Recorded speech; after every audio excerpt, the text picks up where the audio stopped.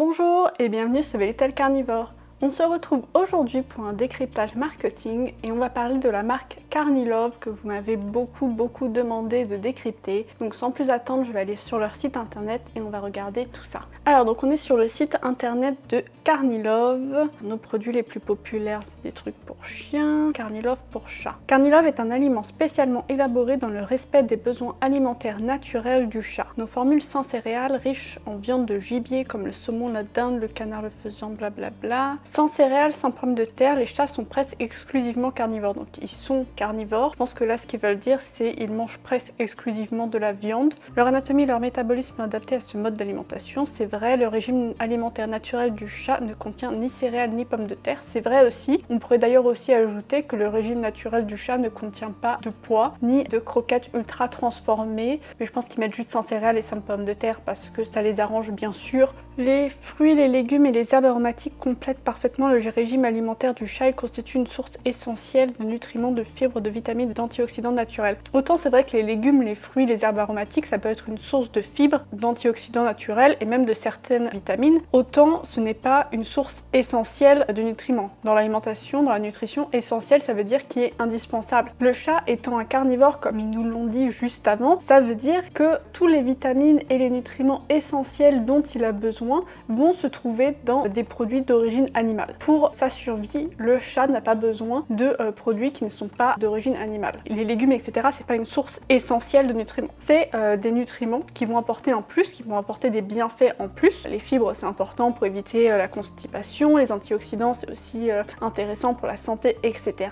Mais ce ne sont pas des nutriments qui vont être essentiels. C'est mieux pour votre chat, mais votre chat peut vivre sans. En passant, on voit là écrit Vafo Praha, République tchèque. Si on cherche Vafo, en fait, c'est l'usine qui va produire ces croquettes. Donc là, on est sur la page de Vafo. Et ici, vous voyez bien Carnilove. Ils font aussi d'autres marques comme Brit, Potch & Mud, Planet Pet, Profine. En fait, Vafo, c'est donc une usine, plusieurs usines en Europe qui ont leur propre marque comme Carnilove et qui vont aussi produire en tant que marque blanche, comme on l'avait vu par exemple pour Franklin, pour d'autres marques. C'est assez marrant ce qu'ils disent Stand Against Animal Testing, donc ils disent qu'ils ne font pas de tests sur les animaux. Alors autant je suis tout à fait contre les tests pour les animaux dans tout ce qui va être le maquillage, etc. Autant en alimentation animale, en général faire des tests sur les animaux, ça veut pas dire quelque chose de dangereux. Ça veut dire qu'on va nourrir les croquettes et regarder si les chiens et les chats les digèrent bien. Si vous avez une usine de croquettes qui ne fait pas de tests sur les croquettes, ça veut dire que les chats et les chiens qui vont tester les croquettes, c'est les vôtres. Je préfère avoir un fabricant qui fait des tests de digestibilité sur des animaux. Ça ne veut pas forcément dire que c'est des animaux qui sont en laboratoire, etc. Ils peuvent être très bien traités dans des centres. Les tests sur les animaux pour des histoires de digestibilité de croquettes, ça n'a rien d'invasif. On parle de peser du caca et du pipi et de peser la quantité de croquettes qu'on donne à un animal. On l'avait vu par exemple, les croquettes Virbac, ils étaient capables de nous donner la digestibilité in vivo, in vitro. Ça veut dire qu'ils avaient testé sur des chats et des chiens la digestibilité de leurs croquettes. Et donc ils ont plusieurs usines, République tchèque, en Finlande, en Allemagne, en Pologne, etc. C'est un gros truc. On n'est pas sur une start-up, on n'est pas non plus sur une petite marque familiale. On est vraiment sur une grosse marque et Carnilove, c'est un peu leur marque avec le marketing côté nature. C'est un peu l'équivalent d'Origène, je dirais, mais en version européenne. Donc on va aller voir les produits. Pour une fois, je vais commencer par les pâtés parce que j'ai vu des choses très intéressantes à dire sur le pâté et vous savez qu'en général, je recommande toujours de donner une alimentation humide si c'est possible. Et là, pour le coup, je vais pas du tout en fait recommander l'alimentation humide de chez Carnilove. Et ils ont plusieurs boîtes. Donc composition, foie, viande de poulet, foie de poulet, cœur de poulet, bouillon, canard, faisan, érelle, blablabla. Tout ça, ça a l'air pas mal du tout. Bon, viande de poulet, bien sûr, c'est sûrement de la carcasse, etc. Ne vous attendez pas à du filet. Ce qui est vraiment choquant, ça va être dans les composants analytiques.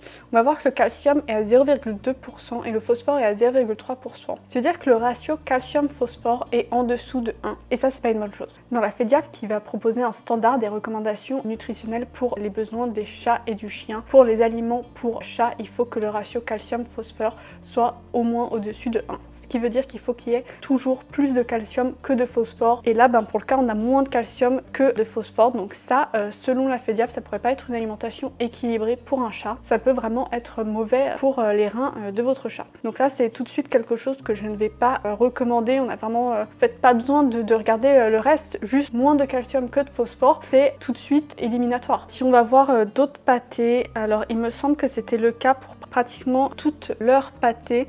Donc là on est sur celle d'Inde et saumon, et là pareil, calcium 0,2, phosphore 0,3, et c'était même la même chose pour leurs pâtés qui sont en pochon. Donc ils ont toute une gamme à chaque fois qui va être riche en canard, riche en caille, riche en dinde, riche en lapin. Et là pareil, en fait, qu'on va voir toute cette gamme de produits. Déjà, un aliment qui s'appelle riche en canard, on a 14% de canard. Est-ce que pour vous ça c'est riche en canard? Pour moi personnellement c'est pas riche en canard. Et pourquoi très exactement 14%? Si vous avez déjà regardé plusieurs autres de mes vidéos décryptage, vous devez vous en douter, parce que dans le code d'étiquetage pour le pet food, pour pouvoir dire qu'un aliment est riche en canard ou d'une autre viande, il faut qu'il y ait un minimum de 14%. Et là, regardez bien la composition, on a donc quand même 71% de poulet, et on est clairement plus sur de la pâtée de poulet que de la pâtée de canard. Et pareil, quand il nous parle d'herbe à chat, tout ça enrichi avec de l'herbe à chat, il y en a 1%. C'est très marketing, ce 1% d'herbe à chat, il ne fait probablement rien du tout. Les viandes en filet, bah pareil, j'ai des doutes. Si c'était du vrai filet, l'allure à la fin, il laisserait ça en forme de filet. Ça, c'est de la viande reconstituée. Et donc, si on regarde par exemple celles qui sont riches en dinde avec de la racine de valériane, quelle surprise, nous avons aussi 14% de dinde et 71% de poulet, parce qu'en fait c'est tout simplement une pâtée au poulet avec un peu de marketing autour, bien sûr qu'un seul % de racines de valériane, et une fois de plus on a un taux de calcium de 0,15% et un taux de phosphore de 0,2%, donc on a encore un ratio calcium-phosphore qui est inférieur à 1. Vraiment les pâtés de Carnilov c'est un gros non. On va quand même aller voir les croquettes, parce que j'ai quand même quelques petites choses assez intéressantes à vous dire dessus. Alors les croquettes, il y a 3 gammes différentes. Il y a les croquettes, les fresh dry et les true fresh. Si je vous traduis l'anglais, les fresh dry ça serait du frais séché, et les true fresh ça serait du vrai frais. Si on va voir leurs croquettes au canard et à la dinde, dans les ingrédients, on va avoir en troisième ingrédient 16% de pois jaunes, pour se vanter de ne pas mettre de céréales et de pommes de terre, et pour mettre des légumineuses à la place qui sont souvent moins bien tolérées. C'est vraiment du marketing. Et alors pour tous les trucs, thym 0,01%, romarin 0,01%. C'est vraiment rien, mais attendez, c'est encore pire. RL 0,0008%. Myrtille framboise. Pareil, c'est un peu du foutage de gueule, on est d'accord, là c'est des quantités homéopathiques, c'est même pas saupoudré dans les croquettes, plus quand même ils vous le mettent là en gros les framboises sur le packaging alors qu'il y a 0,0008%. Et après la différence avec les fresh dry, c'est qu'ils vont mettre un certain pourcentage de viande fraîche à l'intérieur, enfin viande fraîche, on s'entend, c'est de la viande séparée mécaniquement. Donc ça on en a beaucoup parlé dans la dernière vidéo de décryptage sur Edgar Cooper, c'est pas du tout de la viande type du filet etc, c'est du reste de raclure de carcasse. Petit point intéressant qui montre toujours du manque de connaissances des personnes qui ont fait leur marketing, et j'espère que c'est pas aussi le cas pour les nutritionnistes qui ont fait ces recettes, mais ils nous parlent donc l'argousier, super fruit riche en antioxydants qui aide à lutter contre les radicaux libres et en vitamine A, essentiel pour la vue. Donc la vitamine A ça correspond au rétinol qui se trouve exclusivement dans les produits d'origine animale, et pourtant vous avez déjà sûrement dû entendre dire que par exemple la carotte etc, beaucoup de légumes étaient riches en vitamine A.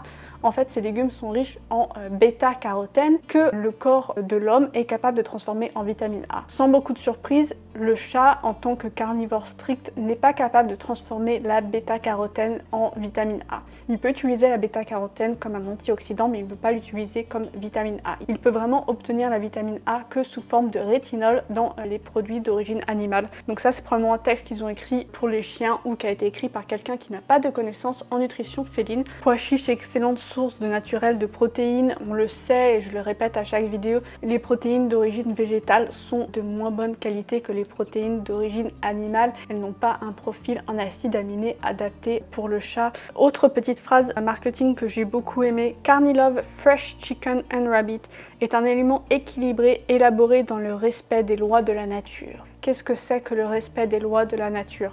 Dans la nature, le chat, il a une alimentation avec 2% de glucides. Ça, c'est pour la répartition des calories. Sur des croquettes, on en est bien loin puisqu'on est plutôt à 20-30% de glucides. Sur cette gamme-là, on a en premier ingrédient du poulet frais. Et ça, je vous renvoie sur la vidéo Edgar & Cooper pour savoir quelle quantité de poulet il va rester, parce que en fait, le poulet frais, ça veut dire du poulet avec l'eau qui est contenue à l'intérieur. Sauf qu'une fois que c'est extrudé pour créer les croquettes, il va rester beaucoup moins de poulet frais puisqu'on va enlever tous les 70% d'eau qu'il y a à l'intérieur. On a ensuite la gamme True Fresh où là ça va être 70% de poulet frais. Et là d'ailleurs on va aussi parler de législation parce que selon la FEDIA, il faut rappeler du poulet qui est frais, ça veut dire que c'est du poulet qui n'a été que gardé à température réfrigérée, qui n'a pas été congelé sans aucune autre transformation. Mais j'ai trouvé une petite vidéo assez intéressante créée par Vafo, donc où ils montrent un peu comment ça se passe dans leurs usines. Donc là en fait ils sont en train de nous montrer le poulet frais qu'ils vont mettre dans leur extrudeur. Donc vous voyez que c'est pas du tout du poulet frais, c'est des blocs de poulet congelé et c'est bien des blocs de viande séparés mécaniquement. Quand vous pensez à du poulet frais, je pense que vous pensez à des filets de poulet, des cuisses de poulet. Ce qu'on voit là, c'est pas du tout la même chose. Et vous voyez, c'est même écrit Fresh Meat Ingredients, Separate Fresh Meat Preparation Room. Donc c'est bien de la viande séparée mécaniquement.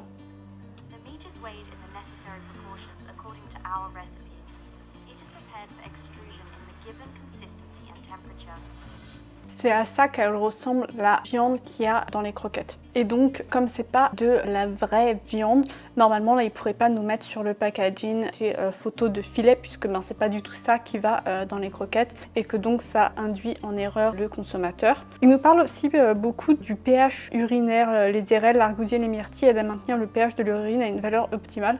Donnez-nous quel est le pH urinaire des chats qui ont mangé leurs croquettes, comme Virbac qui était capable de nous donner le pH urinaire. Mais bon, puisqu'ils ont dit qu'ils faisaient pas de tests sur les animaux, ça sera vos animaux qui vont tester et à voir s'ils auront des problèmes urinaires, puisque un pH qui est trop élevé ou trop bas, ça peut causer des problèmes de cristaux urinaires comme des cristaux d'oxalate ou de struvite. Et pour finir avec cette vidéo, je voulais vous parler des composants analytiques. Donc souvent quand on essaye de choisir des aliments, on va regarder les taux de protéines, de matières grasses, etc. Et aujourd'hui on va parler un peu, faire un petit focus des protéines. Donc là sur cette croquette Carnilove True Fresh Cat Chicken, on voit qu'il y a 35% de protéines. Et si on regarde par exemple une autre de leurs références, saumon et dinde pour chaton, on va voir qu'il y a 40% de protéines. Et donc là, vous vous dites peut-être, c'est super, les croquettes pour chatons, elles ont 40% de protéines. Il y a bien plus de protéines dans celles-ci que dans les True Fresh Chicken où il y avait 35% de protéines. Et là, il faut faire attention parce qu'il faut aussi regarder l'énergie métabolisable. Dans celle-là,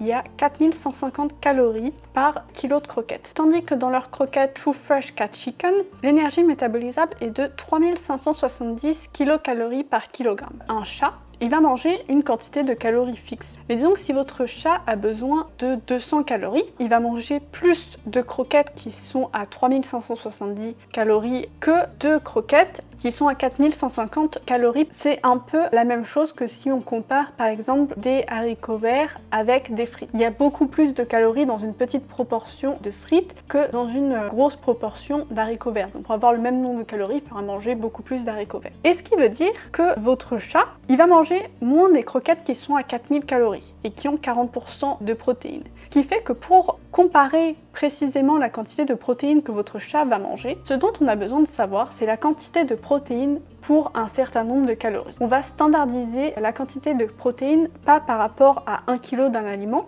mais par rapport à 1000 calories d'un aliment. Parce qu'en fait, si on calcule par rapport à 50 grammes de croquettes, ça ne nous intéresse pas parce qu'il y a une des croquettes qui va manger peut-être que 30 grammes et l'autre va manger 50 grammes parce qu'elle est moins calorique. Et donc, quand on calcule la teneur en protéines pour 1000 calories, les croquettes pour chatons qui avaient 40% de protéines ont 96 grammes de protéines pour 1000 calories, tandis que les croquettes qui avaient 35% de protéines ont 98 grammes de protéines pour 1000 calories. Elles ont donc plus de protéines pour 1000 calories parce qu'en fait ce sont des croquettes qui sont moins denses en énergie. Ça c'est quelque chose qu'on peut deviner quand on a l'habitude parce qu'en fait dans les croquettes pour chatons il y a aussi beaucoup de graisse. La graisse ça va apporter plus de calories que les protéines, pratiquement le double pour 1 gramme de gras par rapport à 1 gramme de protéines. Et c'est donc pour ça que les croquettes chatons sont bien plus denses en énergie et qu'au final elles ont en fait moins de protéines pour 1000 calories. Donc ça c'est un calcul qui peut être intéressant à faire si vous voulez comparer deux croquettes, et c'est pour ça que souvent vous allez entendre dire regardez les composants analytiques, ça suffit pas, parce qu'en fait ça peut être trompeur à cause de ça. Ça permet aussi de comparer d'égal à égal de la pâtée, parce que comme ça on ne tient pas compte du pourcentage d'eau, parce qu'en fait si on regarde par exemple les pourcentages sur une pâtée, on va plutôt être autour de 9% de protéines, parce que dans la pâtée il y a 80% d'eau. Comme l'eau n'apporte pas de calories, quand on compare par rapport à 1000 calories, ça permet d'avoir un résultat qui est plus fiable. Bref, je vois beaucoup de marketing et je vois vraiment aucune preuve de confiance. D'ailleurs, bien sûr, j'avais envoyé un email à Carnilove pour avoir des informations, s'ils avaient un product book, s'ils faisaient des études, qui avaient formulé leurs croquettes, etc. Bien sûr, je n'ai pas eu de réponse. Donc vraiment, pour moi, c'est pas une marque auquel je ferai confiance. Si vous avez des questions, n'hésitez pas à me laisser un commentaire. Dites-moi aussi quelle autre marque vous voudriez que je décrypte. Si vous avez aimé cette vidéo, mettez un pouce bleu. Bien sûr, abonnez-vous, partagez cette vidéo autour de vous et on se retrouve très rapidement sur Little Carnivore pour une prochaine vidéo. À bientôt!